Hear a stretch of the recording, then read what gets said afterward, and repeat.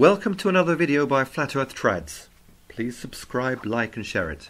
There's a saying in the showbiz community in New York, one of the great theaters on Broadway is called the Palace. So if you had a sort of long career and were invited to return to New York, the performers would want to go there. And they'd always open their return by saying, "It's great to be back at the Palace again." So I thought I'd start by saying it's great to be back at the Episcopal Palace again. There's this rumor out on the internet that His Excellency lives in this extraordinary lush villa in the south of England. And they go so far as to describe the vast lawns, and what I particularly like is the swimming pool that he has out back, although I'm still looking for it. I haven't found it yet. And there's also a pool room within the house where one can play billiards and other games. So in any case, it's not quite an Episcopal palace. It's very disappointing, but I'm happy to be back again. Although His Excellency should not have invited me, and I should not be speaking about Hopkins, and Hopkins should not have written any of these poems he wrote, there is currently in America, I have no idea where this comes from, an attack on converts. There have been 2 articles published just within the last few weeks talking about the uppity nature of converts who come into the church and pretend to start telling Catholics what they should think and how they should live their lives. And my 2 favorite comments, one gentleman said in his article, "It's time for converts to stop talking so much and start listening to the cradle Catholics." And the other comment is, "You converts need to realize that you're just standing in the bay window looking out, while those of us who are cradle Catholics are out in the garden enjoying the full delights of the Catholic faith." Well, it's extraordinary. So insofar as His Excellency's a convert, and I'm a convert, and Gerard Manly Hopkins was a convert, we should all just shut up and sit here for a while, or look out the window at the garden. And those of you who are actual Catholics can go stand in the garden. Needless to say, the world gets madder by the minute, even in the Catholic community. Let me put it this way. When I speak on Shakespeare, I speak with some expertise because I've studied Shakespeare for 50 plus years, half a century, much of my life. Hopkins has come to my attention 3 times in my life, and I always had wanted to make a study of him.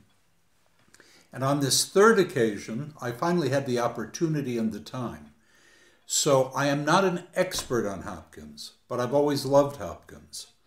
And what I hope to do is give you a kind of introduction to Father Gerard Manly Hopkins and his poetry.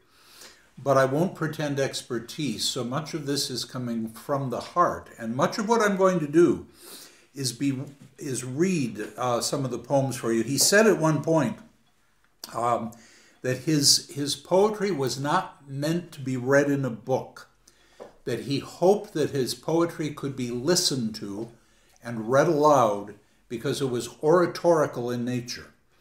And indeed, the dawn of poetry comes from those bards who recited, and they would recite from memory. I can't do it all from memory. I've managed to get a couple of the Hopkins poems into my old thick skull.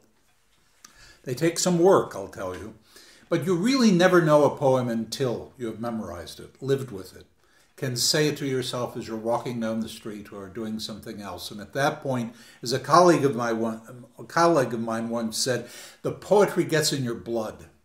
It becomes part of your being. And in that sense, you really get to know it. So again, I'm in one sense an old fan of Hopkins, new to Hopkins, but I don't claim great expertise, but I hope to help you enter into Hopkins in a way. So let me just start with a poem. I'm going to read a poem. It's not one of them here on this sheet, so you're going to have to listen to it.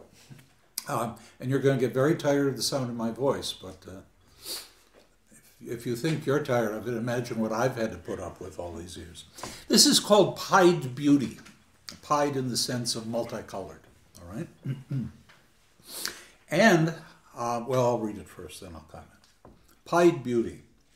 Glory be to God for dappled things, for skies of couple color as a brinded cow, for rose moles all in stipple upon trout that swim, fresh fire-cold chestnut falls, finches' wings, landscape plotted and pieced, fold, fallow, and plough, and all trades, their gear and tackle and trim.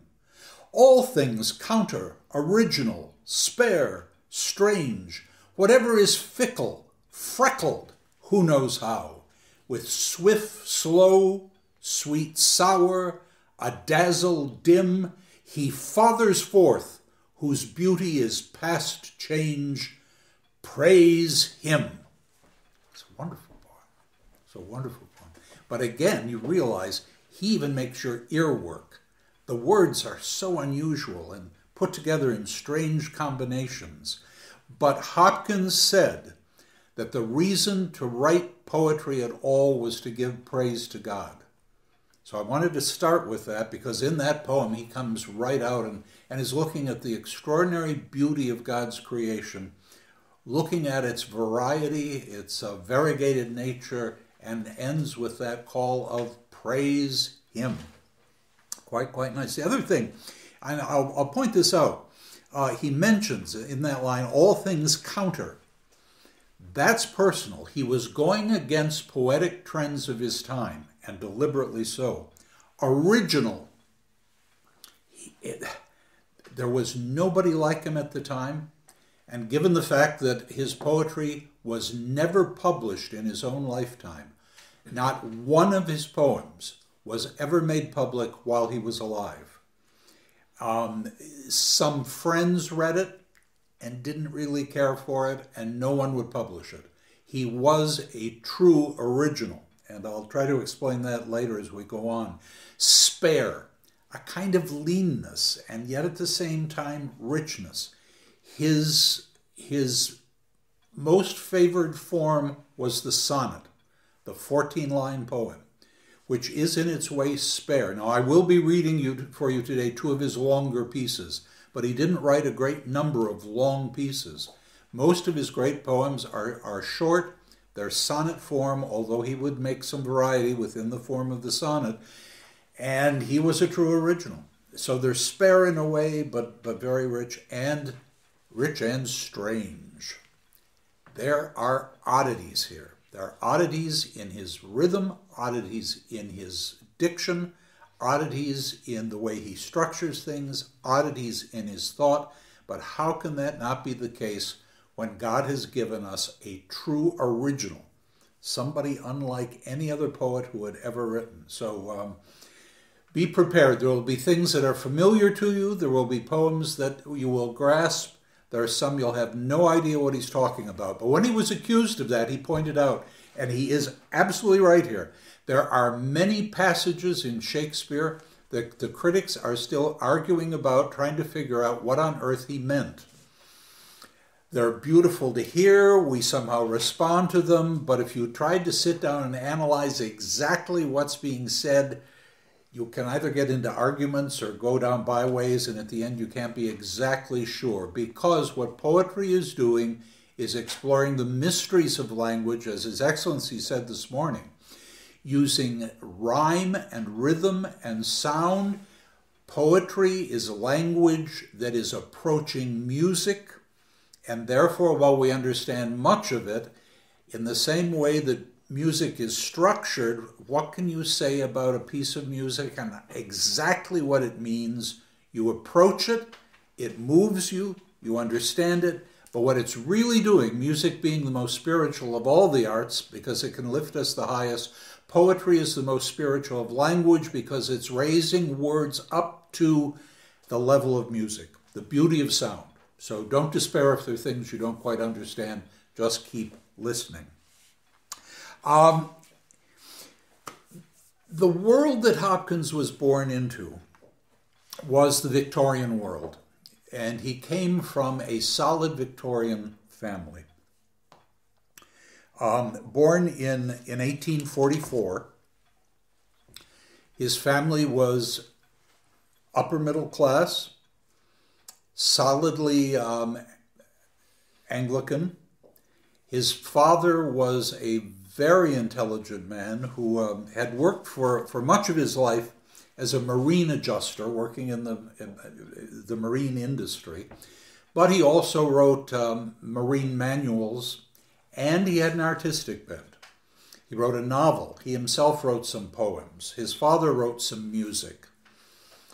His mother was very gifted. She knew Italian very well and German very well. So she had absorbed languages and was a great lover of music. So there was music in the Hopkins house as he was growing up. And all of the brothers and sisters had this bent. There were 8 children altogether, Hopkins being the oldest. But I won't go through, but all of them somehow, probably because of the background that they had, drifted somewhere into the arts, either as a profession or as a hobby. So all of them moved in that direction.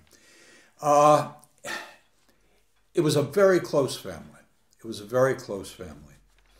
Hopkins, as a young man, first went to Highgate School, did very well there. Incredibly intelligent young man, but from the beginning, very frail. He was a tiny child and often sickly. And at the same time, there are records from his brothers talking about his absolute fearlessness. Even as he was often sickly and small and weak, they said he would climb trees fearlessly. His brothers would be horrified as this little boy would start going to the top of trees. And from the beginning, he was at one with nature, loved nature. So it's not surprising he climbed the trees, but the thought of this little weak fellow going up the trees is something I like to keep in mind, because that image characterizes what he was like his whole life. He was fearless, and in spite of the many sufferings, and the sufferings were intense as he grew older. I'll just read this to you. He remained thin, frail, very pale his whole life. He was almost constantly anemic. He had one cold after another. He suffered from headaches, terrible diarrhea, and exhaustion. He was constantly tired, probably because of the anemia, and then periods of deep depression as well. The last Great Depression bringing forth some of his most extraordinary poems. We'll get to them later in the talks. Called the Terrible Sonnets, and some of the most frightening poems ever written about something that many of the saints went through, the dark night of the soul, when they feel distanced from God and are reaching out, but are not receiving what they feel is necessary to hold them together. The Terrible Sonnets, or sometimes called the Sonnets of Desolation, are extraordinary poems that came to have a huge influence long after Hopkins was dead. He did have his effect, but not during his lifetime. He went to Oxford. He went to Balliol in Oxford and did extraordinarily well. He was, everyone realized, brilliant, very gifted, very dedicated, very hardworking, very much part of that community. And at the time, the religious questions were still being much debated at Oxford. It was a time of enormous change, and he entered into all of that. So he was aware of the arguments and was aware of some movement of many of the people he knew leaving the Anglican Church and becoming Catholic. And in fact, while he was there, near the end of his time, 3 of his closest friends, one after another, converted to the Catholic faith. I would not say it was their conversions that ultimately moved him to the church. I'll talk in a minute about the one night when it seems to have happened that he spoke about for the rest of his life. Hopkins believed it was a direct intervention from God himself on one terrible night where he was shaken to the very core of his being, and from that moment knew he must be a Catholic. He had simply been directed by the Almighty to become a Catholic. Now, I don't know about the friends, but it was very clear. Given Hopkins' family, this was a very terrible thing.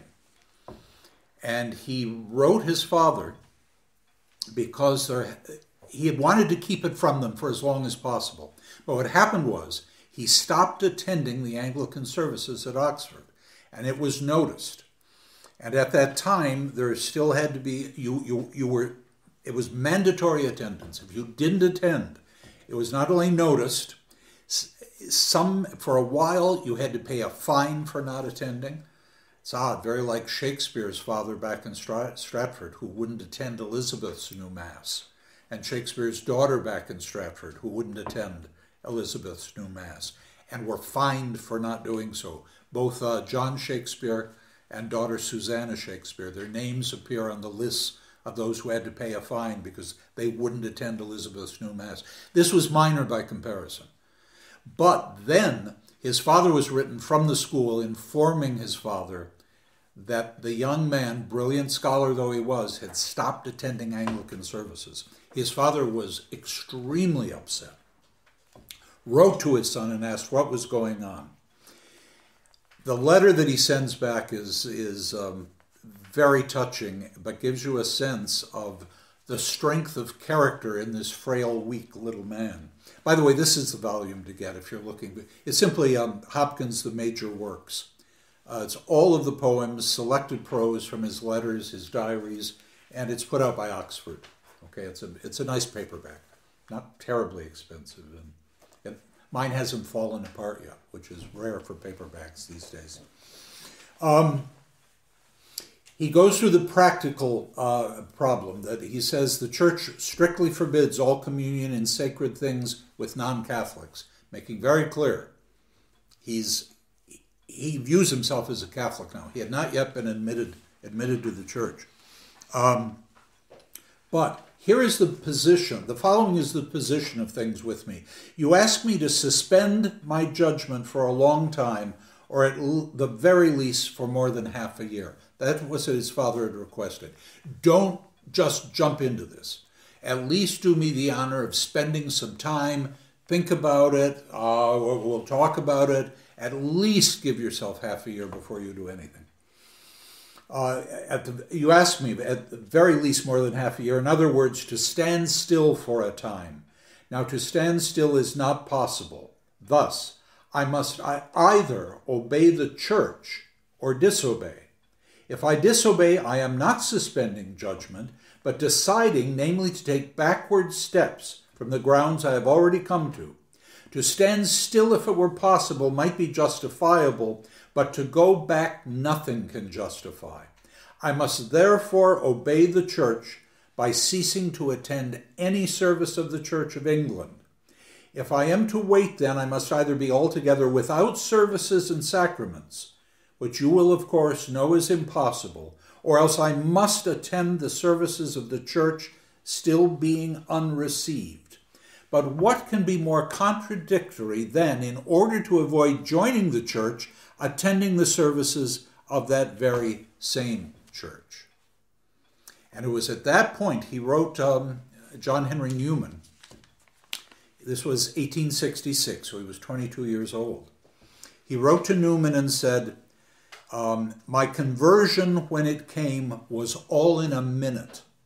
And that's what I spoke of earlier. One night, when praying before the Blessed Sacrament, boom! It was, and in a minute he knew he had to be Catholic. And he asked Newman to please receive him into the church, and Newman agreed. So he was received into the church by Newman. And shortly thereafter entered on the novitiate with the Jesuits in 1868 and began studying. Now, his parents were extremely upset. And the one thing his father begged of him was not to try to convert his brothers and sisters, the other 7 in the family. what Hopkins decided was it was, as far as he could see, useless anyway. And so there was a real break. There was politeness, there was correspondence, but he had really distanced himself from the family. Again, as a convert, I remember when I called my parents and told them I had converted to Catholicism, good liberal Protestants that they were, and it came out of the blue. And I remember saying on the phone, just wanted to let you know I was received into the Catholic Church. I could still hear my father saying, "Oh my God." I learned much later both of my grandfathers had been Catholics and left the church when they married my two grandmothers. And little did my father realize that about 2 months before his own death, my mother, having been received into the church in her last moments of sanity, he would be received into the church 2 months before his death by good old Father Wilger, an 80-some-year-old priest, who just out of endless charity to my parents convinced them there was something here after all. And both of my parents, praise be to God, were received by this good old priest into the church and received Catholic burial. Oh, it's, what can you say? Didn't happen with Hopkins' parents. But over time, they realized how sincere he was, and there was a warmth that returned. So that there was at least, there was not animosity by the end. I'll mention that again later. Now, when he joined the Jesuit order, he was firmly convinced that what he had to do was be the best Jesuit he could possibly be. So the temptation to write poetry, and he had written a good bit of it during his school years and even at the time of his conversion. He decided it was frivolous and he shouldn't be doing it, and he burned his poems. He referred to it to his friends as the slaughter of the innocents. The poor poems didn't quite deserve it, but he decided, no, I can't do this, and set them afire. Fortunately, copies were held by a number of friends. The early poetry is very interesting, and he clearly had talent. But in his younger years and in those early poems, he's a Victorian poet. But even though he's operating in those old forms,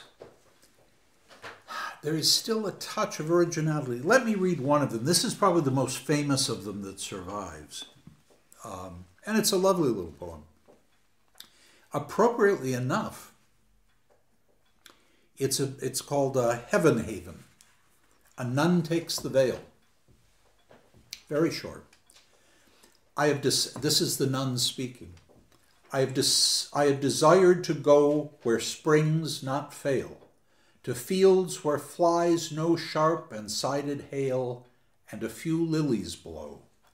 And I have asked to be where no storms come, where the green swell is in the havens dumb, and out of the swing of the sea. It's a lovely little poem. It's a lovely little poem. But it's a little old-fashioned poem. And he remained interested in poetry, but wouldn't allow himself to write.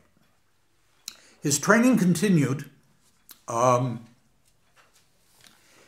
it's very odd, having taken a double first at Oxford and being viewed as a scholar with this tremendous career, when he converted, Newman had him come to Birmingham and teach in a little grammar school there. And again, his parents viewed that as a huge falling off. Hopkins was more than willing to do it, but it was quite a change. A friend said of him at the time, when he converted and then took up, began studying to be a Jesuit, I quote, "I have rarely known anyone who sacrificed so much in taking on the yoke of religion. Separation from his family, giving up of a tremendous career, at that point, giving up his poetic talent, quite literally giving up everything that had defined his life up to that point. But he did it, and he did it quite willingly, because, as he said, he came to believe the Catholic Church was true. Everything it taught was true. When he was pressed, Gerard, why are you doing this? Why do you view this necessary? Why? He said, there were two reasons, primary reasons. There were a number of reasons. These were the two that were primary. Number one, because 2 + 2 = 4. I read that and nearly fell out of my chair. The point being, there is objective truth. It exists. It's unchangeable. And for Hopkins, it was in the Catholic Church.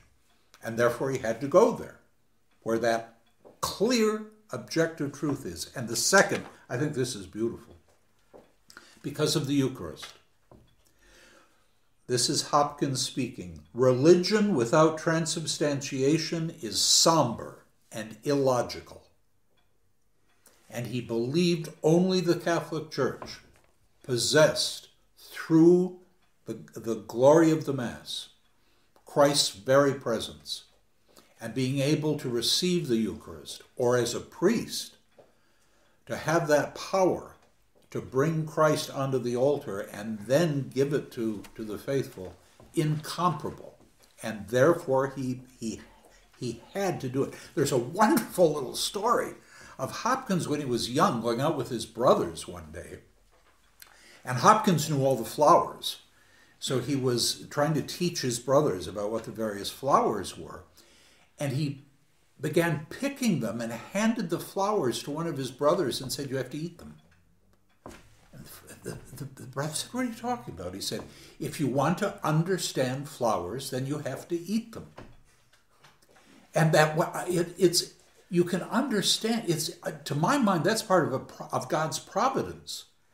God had placed in this boy knowledge that somehow, in order to understand, grasp, become at one with something, you have to take it inside of you.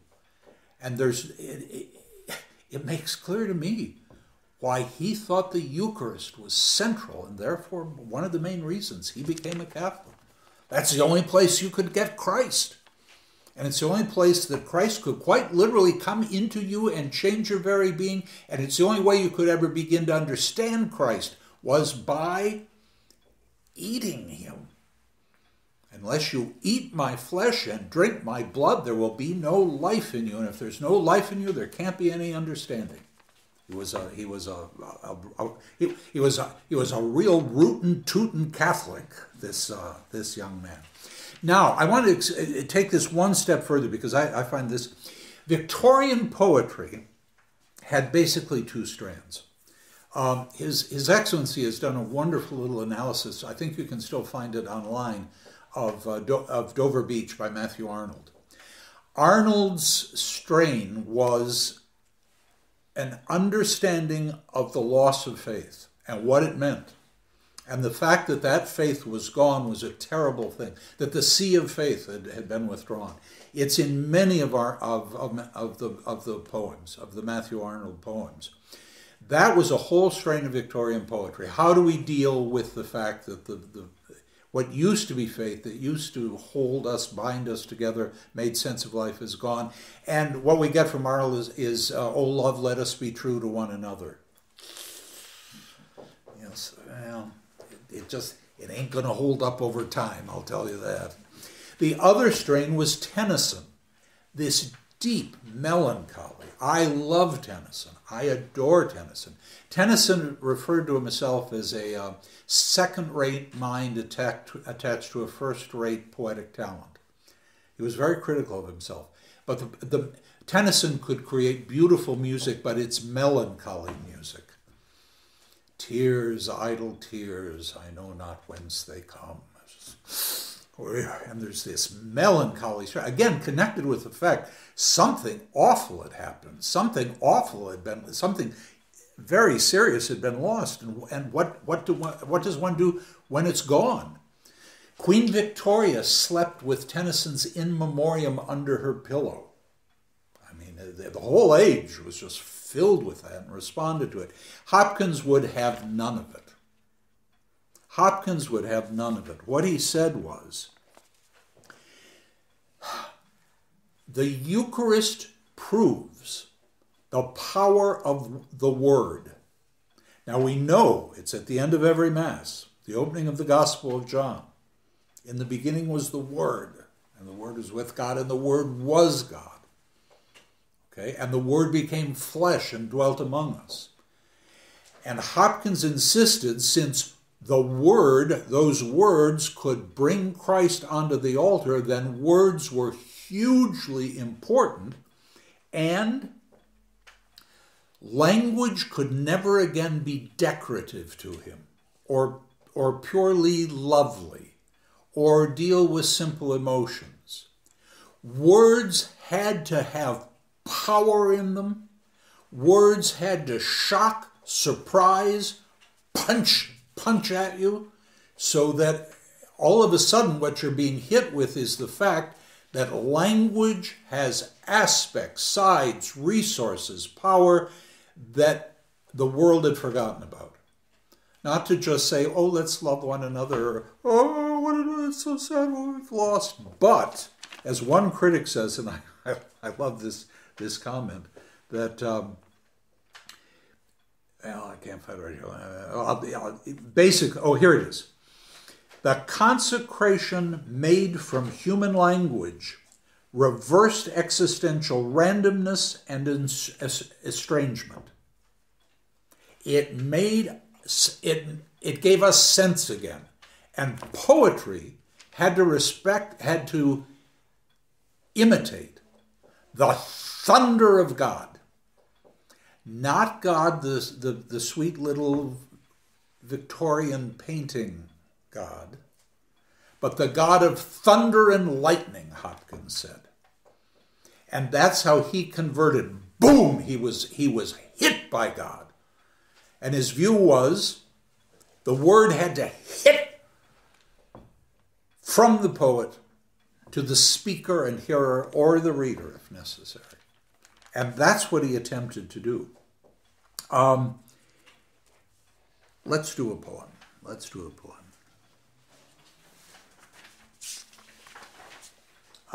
Well, actually, you know what? These are all coming a little later. Hang on to it. I'll just read this one. This is, again, easily graspable, but I think you'll get a sense of it. This is what he means. This poem is simply called God's Grandeur. It's a sonnet. The world is charged with the grandeur of God. It will flame out like shining from shook foil. It gathers to a greatness like the ooze of oil crushed. Why do men then now not wreck his rod? Generations have trod, and all is seared with trade, bleared, smeared with toil, and wears man's smudge, and shares man's smell. The soil is bare now, nor can foot feel being shod. And for all this, nature is never spent. There lives the dearest freshness deep down things, and though the last lights off the black west went, oh, morning at the brown brink eastwards springs, because the Holy Ghost over the bent world broods with warm breast and with, bright wings.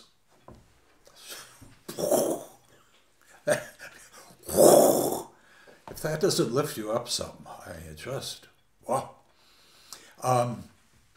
First encountered Hopkins in my sophomore English Lit Survey class. The teacher was a lapsed Catholic and was constantly attacking the church.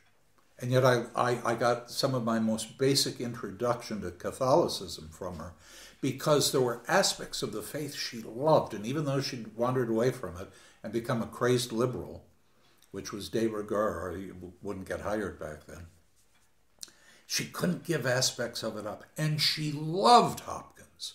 And I remember her reading that poem in class, and we'd gone through Tennyson and Arnold, and it was like, whoa, whoa, whoa, cold water just boom, splashed in your face. And as she said, it was a wonderful thing. The old medieval poem called The Dream of the Rood. It's a very early English poem. And it's simply a man has a dream of Christ on the cross. But in that poem, it's not a weak Christ. Christ is climbing up the cross in order to make his sacrifice to the Father. And as she said, it's manly, it's strong, it's masculine, it's filled with energy. And she said, that's what Hopkins brought back to English poetry. And there it is. All right, now fasten your seatbelts. Here we go. This is going to be very hard, okay? But I'm warning you. Here's the story. Hopkins had given up poetry.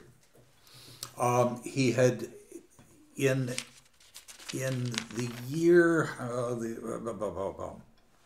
he was ordained a priest in September of 1877. Okay. He had spent those years immediately before his ordination at a Jesuit house called St. Bino's in Wales. And he loved it there because he was out in the Welsh countryside. He was close to nature, which he adored, absolutely adored. He was there with his fellow Jesuits. He was learning. He was looking forward to being a priest. And then, out of tribute to his superior, I forget the good father's name, but anyway, the superior there in the Jesuit house, had some anniversary, and Hopkins wrote a tiny poem in honor of his superior's anniversary. God bless the good man.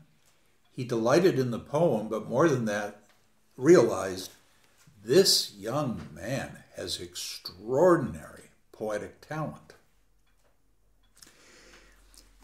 An article appeared in the newspaper at the time that Hopkins was there, and it told the story of the wreck of a German ship. On the night of December 6th into the morning of the 7th, 1875, a ship called the Deutschland that had left just shortly before Germany was traveling to America, to North America. It was month of December, hit terrible weather right near here, where the Thames flows into the channel. The ship was wrecked.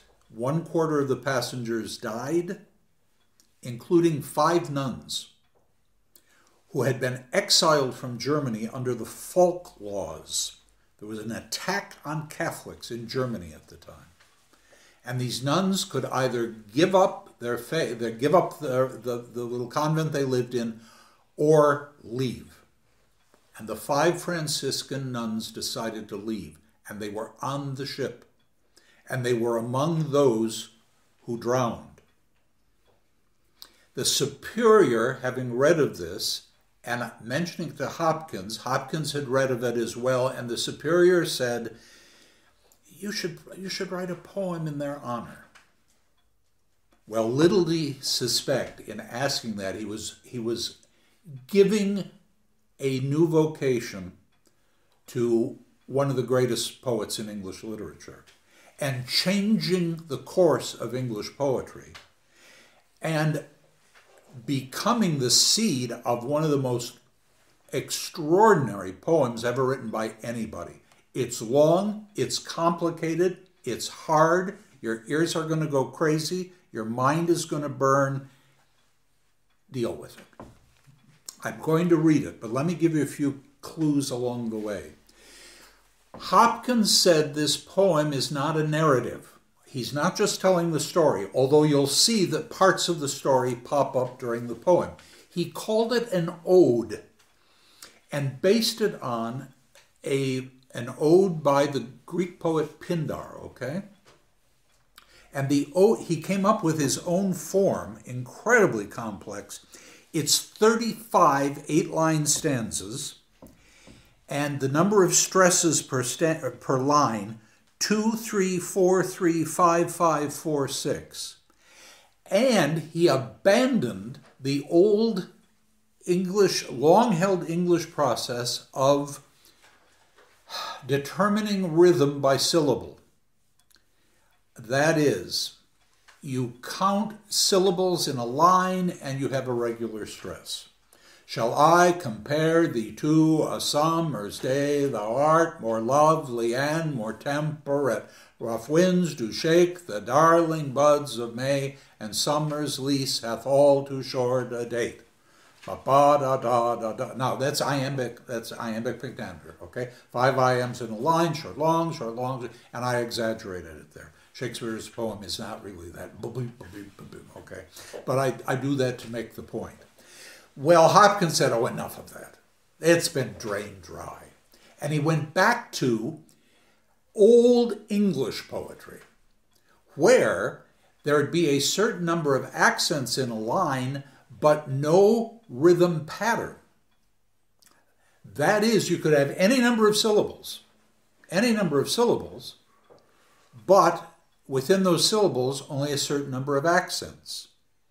So that, as he said, you might have a long line with only 3 accents in it, multiple syllables, or you might have a short line that's just 1 syllable, but it's accented.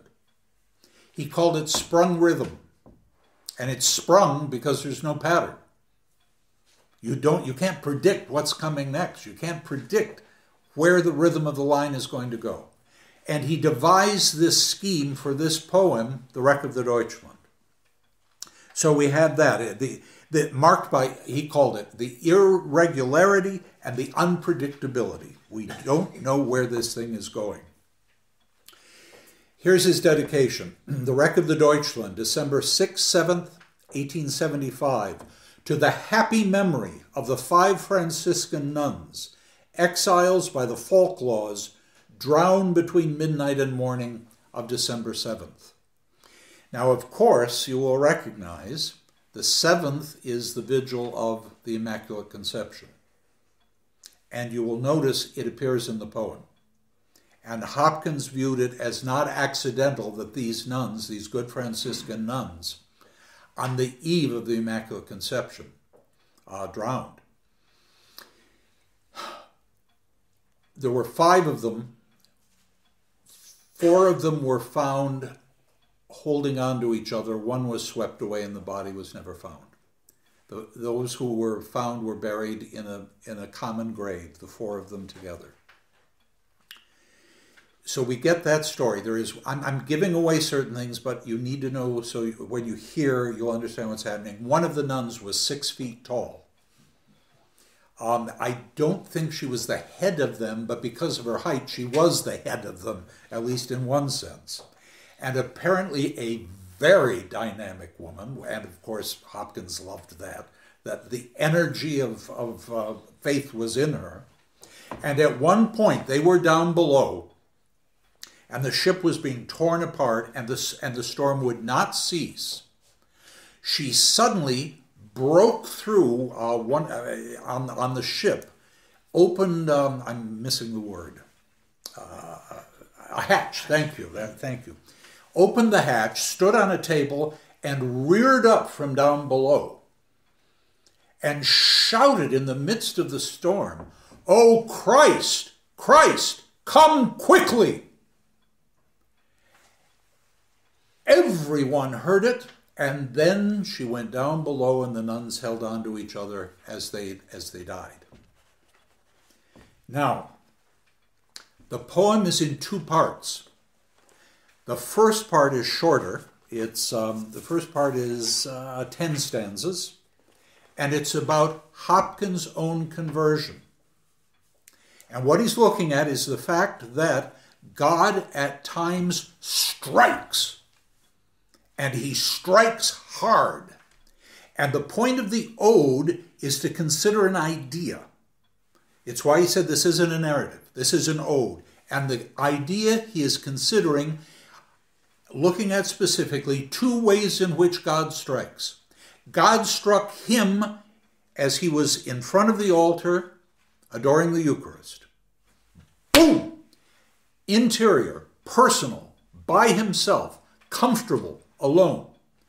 God struck that whole ship with 200 souls on board, and especially struck these 5 Franciscan nuns who were devoted to him, but had a reason, and sometimes God will strike, Hopkins suggests, whole communities, whole groups, or as we should be aware now, the whole world, finally, in order to save some souls that otherwise would be lost. So that the storm is not, oh, it's just so those people died. The storm is an occasion to save the soul. And therefore it becomes a gift of God. So that in the dedication to the happy memory, this is what? We should rejoice in suffering and death. Oh, that's right. Someone did that for us, didn't he? Okay. Now, this is a hard poem. There'll be moments of clarity. There are a couple stanzas here even I'm baffled at. As I say, I'm a novice. I'm still working my way through it. But this is a poem that would change English poetry, although, well, should I say this first or after a while? His closest friend from Oxford was Robert Bridges, who became poet laureate. Hopkins, having resumed poetry, sent it to Bridges, who was his dear friend, who was also a poet, and Bridges wrote back, "I would not read it again for any amount of money." A fellow Jesuit to whom he gave a copy of it there at St. Bino said, "Well, it's full of power, but grotesque." When he finished it, his superior suggested he send it to The Month, which was the English Jesuit magazine at the time. Not only did they refuse to print it, but one of the editors wrote, "I wish those nuns had stayed home." When it was published in 1918, none of his poems published until 1918, okay? When his friend Bridges, who was poet laureate, brought out the volume. But even then, Bridges said, unreadable.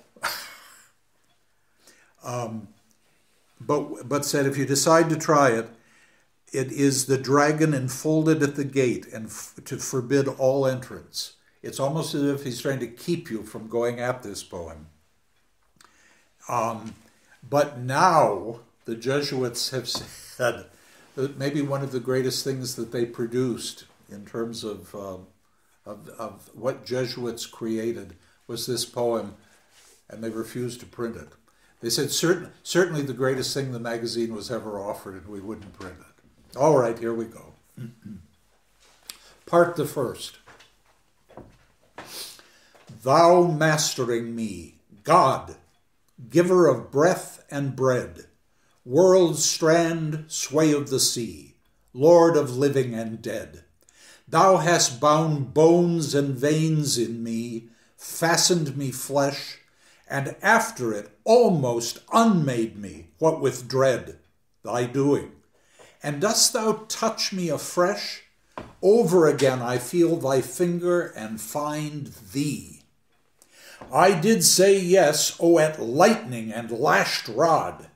Thou heardst me truer than tongue confess thy terror, O Christ, O God. Thou knowest the walls, altar and hour and night, the swoon of a heart that the sweep and the hurl of thee trod hard down with a horror of height, and the midriff astrain with leaning of, laced with fire of stress. The frown of his face before me, the hurtle of hell behind, where was a place? I whirled out wings that spell, and fled with a fling of the heart to the heart of the host. My heart, but you were dove-winged, I can tell, carrier-witted, I am bold to boast, to flash from the flame to the flame then, tower from the grace to the grace. I am soft sift in an hourglass, at the wall fast, but mind with emotion, adrift, and it crowds and it combs to the fall. I steady as a water in a well, to a poise, to a pain, but roped with always all the way down from the tall fells or flanks of the vole, a vein of the gospel proffer, a pressure, a principle, Christ's gift. I kiss my hand to the stars, lovely asunder starlight, wafting him out of it, and glory in thunder.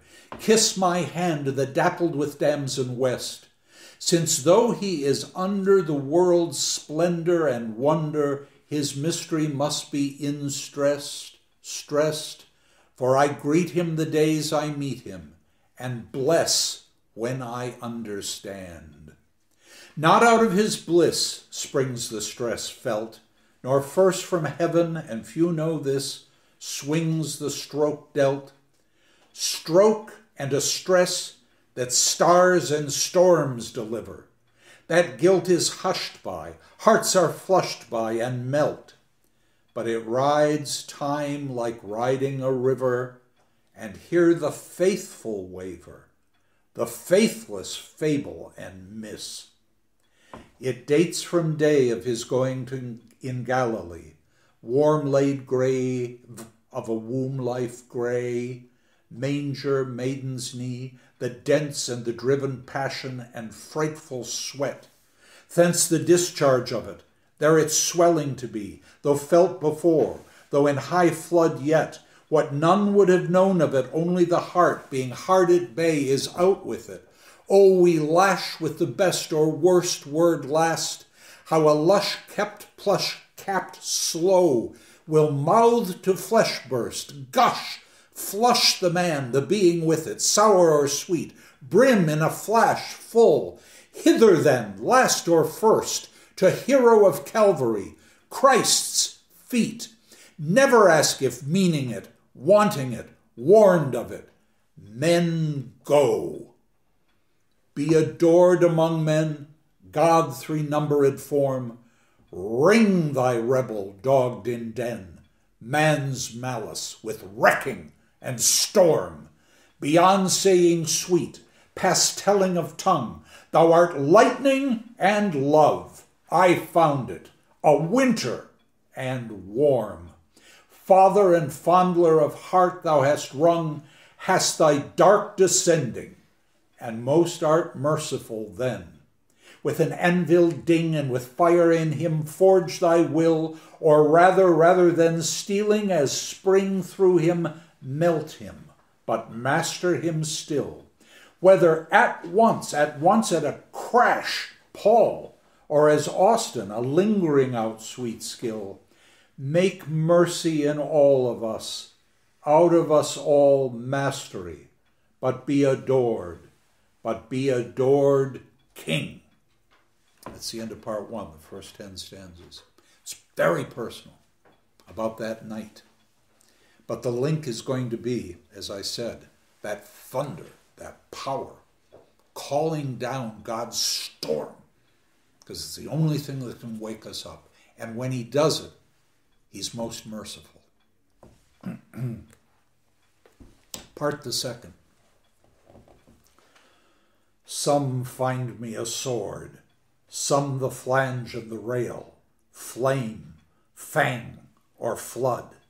Goes death on drum, and storms bugle his fame.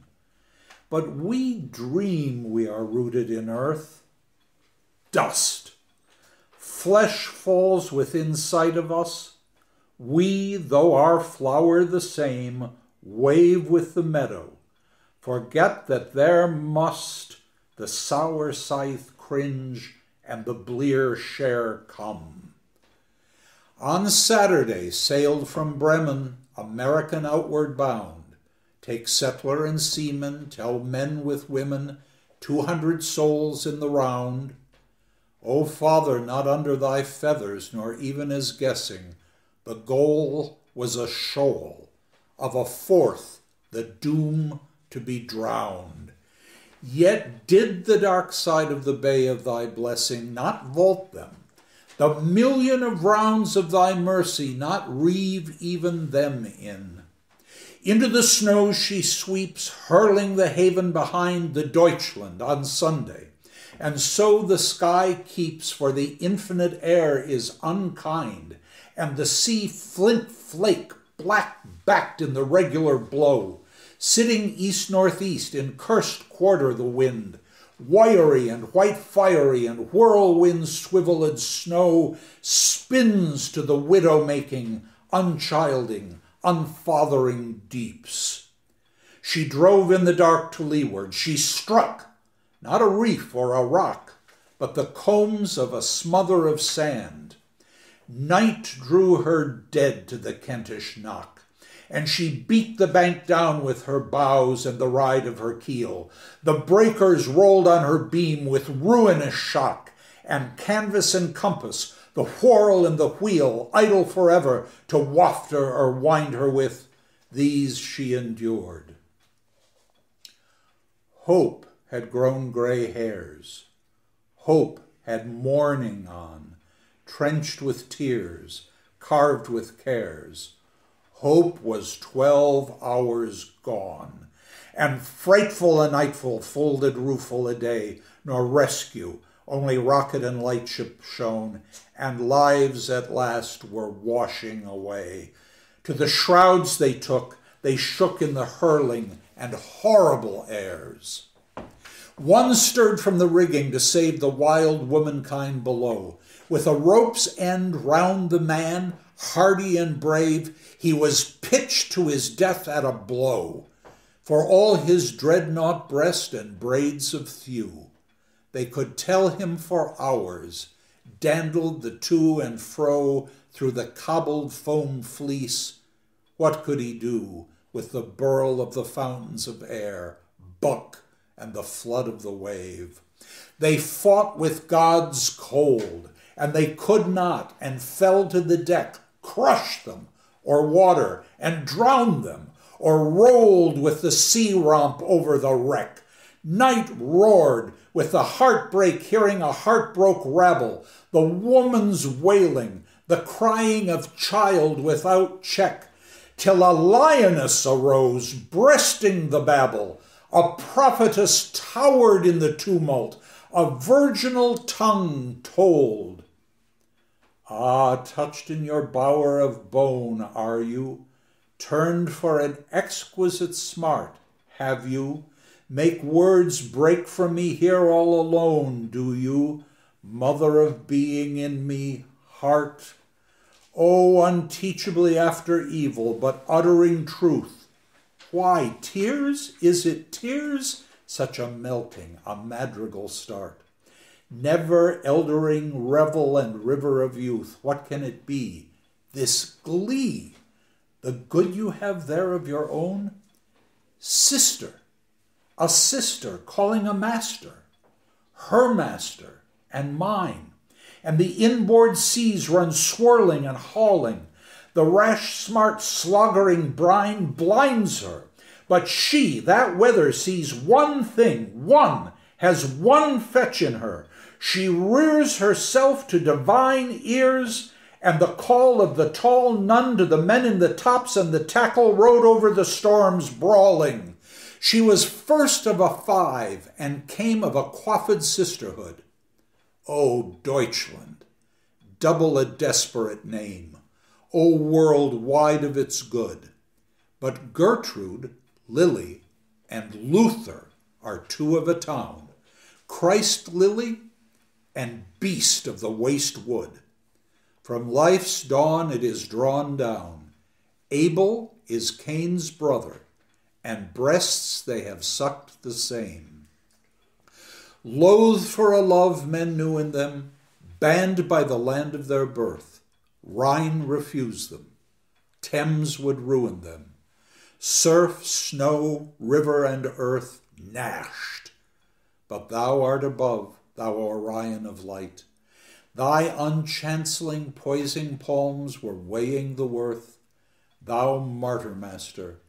In thy sight, storm flakes were scroll-leaved flowers, lily showers, sweet heaven was astrew in them. 5. The finding and sake and cipher of suffering Christ. Mark, the mark is of man's make, and the sword of it sacrificed, and the word of it sacrificed. But he scores it in scarlet himself on his own bespoken. Before time taken, dearest prized and priced, stigma, signal, sancfoil token, for lettering of the lamb's fleece, ruddying of the rose flake. Joy fall to thee, Father Francis, drawn to the life that died, with the gnarls of the nails in thee, niche of the lance, his lovescape crucified, and seal of his seraph arrival, and these thy daughters, our 5 lived and leaved favor and pride, are sisterly sealed in wild waters, to bathe in his fall gold mercies, to breathe in his all-fire glances. Away in the lovable West, on a pastoral forehead of Wales, I was under a roof here. I was at rest, and they the prey of the gales. She to the black about air, to the breaker, the thickly falling flakes, to the throng that catches and quails, was calling, O Christ, Christ, come quickly. The cross to her, she calls Christ to her, christens her wild worst best. The majesty, what did she mean? Breathe arch and original breath. Is it love in her of the being as her lover had been? Breathe, body of lovely death. They were else-minded then altogether. The men woke thee with a, we are perishing in the weather of Gennesareth. Or is it that she cried for the crown then, the keener to come at the comfort for feeling the combating keen? For how to the heart's cheering, the down-dug ground-hugged gray hovers off, the jay-blue heavens appearing of pied and peeled May, blue beating and hoary glow height, or night still higher, with belled fire and the moth soft Milky Way. What by your measure is the heaven of desire? The treasure never eyesight got, nor was ever guessed what for the hearing. No, but it was not these, the jading and jar of the cart, time's tasking. It is father's that asking for ease of the sodden with its sorrowing heart, not danger, electrical horror. Then further it finds the appealing of the passion is tenderer in prayer apart. Other I gather, in measure her mind's burden, in winds burly and beat of endragoned seas. But how shall I? Make me room there. Reach me a fancy, come faster. Strike you the sight of it? Look at it loom there. Thing that she, there then, the master, ipsa, the only one, Christ, King, head. He was to cure the extremity where he had cast her. Do deal, lord it with living and dead. Let him ride, her pride, in his triumph, dispatch, and have done with his doom there. Ah, there was a heart right. There was single eye, read the unshapable shock night and knew the who and the why, wording it how but by him that present and past, heaven and earth are word of, worded by, the Simon Peter of a soul, to the blast Tarpeian fast, but a blown beacon of light. Jesu, heart's light, Jesu, made sun. What was the feast followed the night? Thou hadst glory of this none. Feast of the one woman without stain. For so conceived, so to conceive thee is done. But here was heart-throw, birth of a brain, word that heard and kept thee and uttered thee outright. Well, she had thee for the pain, for the patience, but pity of the rest of them. Heart, Go and bleed at a bitterer vein for the comfortless, unconfessed of them. No, not uncomforted. Lovely, felicitous Providence, finger of a tender of a feathery delicacy, the breast of the maiden could obey so. Be a bell to ring of it, and startle the poor sheep back. Is the shipwreck then a harvest? Does tempest carry the grain for thee? I admire thee, master of the tides, of the yore flood, of the year's fall, the recurb and the recovery of the gulf sides, the girth of it and the wharf of it and the wall, stenching, quenching ocean of emotionable mind, ground of being and granite of it, past all grasp God, throned behind death with a sovereignty that heeds but hides, bodes but abides, with a mercy that outrides the all of water, an ark for the listener, for the lingerer with a love glides lower than death and the dark, a vein for the visiting of the past prayer pent in prison, the last breath penitent spirits, the uttermost mark, our passion-plunged giant risen, the Christ of the Father compassionate, fetched in the storm of his strides. Now burn, newborn to the world, double-natured name, the heaven-flung, heart-fleshed, maiden-furled, miracle in Mary of flame, mid-numbered he in three of the thunder throne, not a doomsday dazzle in his coming, nor dark as he came, kind, but royally reclaiming his own, a released shower let flash to the shire, not a lightning of fire hard hurled. Dame at our door, drowned, and among our shoals, remember us in the roads, the heaven haven of the reward, our king back, oh, upon English souls. Let him Easter in us, be a day spring to the dimness of us, be a crimson cresseted east, more brightening her, rare dear Britain, as his reign rolls. Pride, rose, prince, hero of us, high priest, our hearts' charities, hearths, fire, our thoughts, chivalries, throngs, Lord.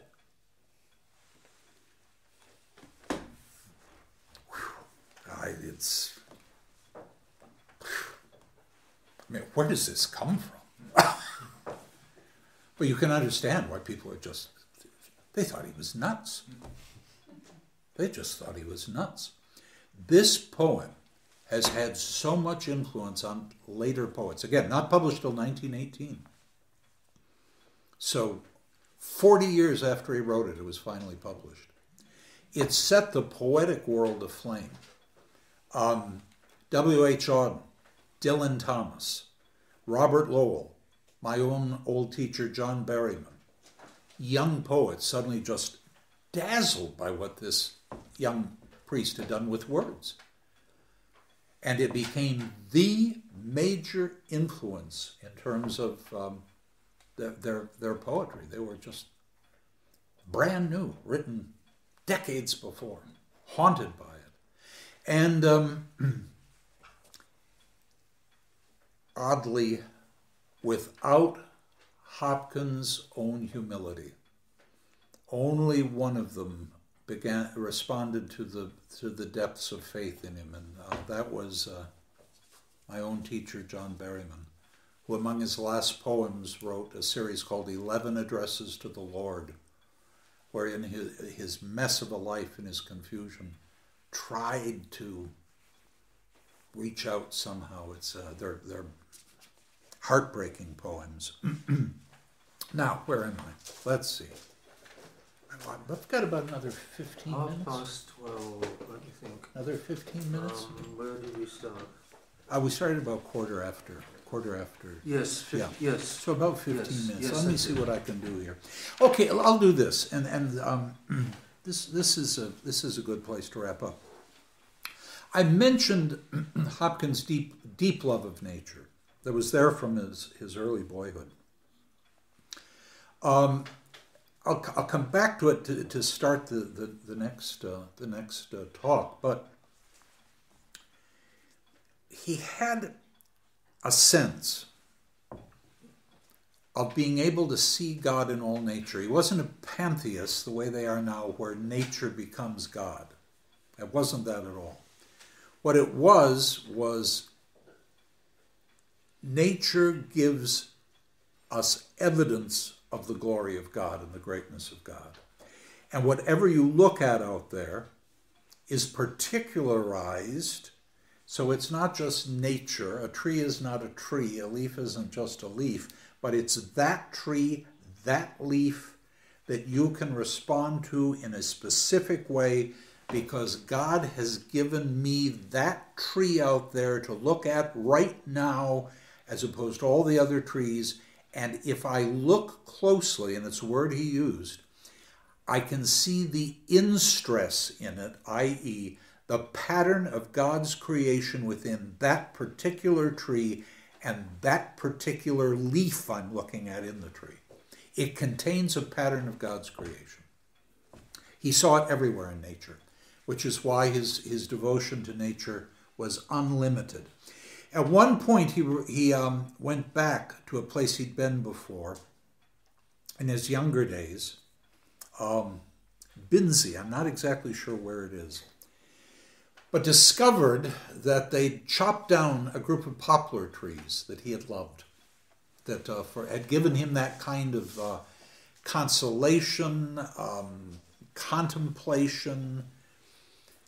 And he writes this little poem in honor of those long gone trees. This is not challenging in the same way. This is Hopkins at his most accessible. It's called Binzi Poplars, felled in 1879. My aspens dear, whose airy cages quelled or quenched in leaves the leaping sun, all felled, are all felled, of a fresh and following folded rank, not spared, not one, that dandled a sandaled shadow that swam or sank on meadow and river and wind-wandering, weed-winding bank. Oh, if we but knew what we do when we delve or hew, hack and rack the growing green, since country is so tender to touch, her being so slender, that like this sleek and seeing ball but a prick will make no eye at all, where we, even where we mean to mend her, we end her when we hew or delve. After-comers cannot guess the beauty bean. 10 or 12, only 10 or 12 strokes of havoc unselve the sweet, especial scene. Rural scene, a rural scene. Sweet, especial, rural scene.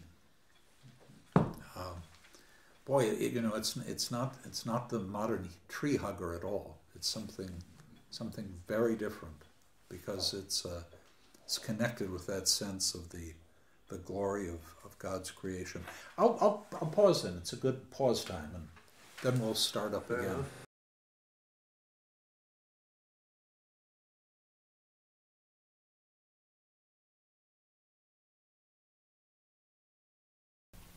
We hope that you enjoyed this video. Please don't forget to subscribe, like and share.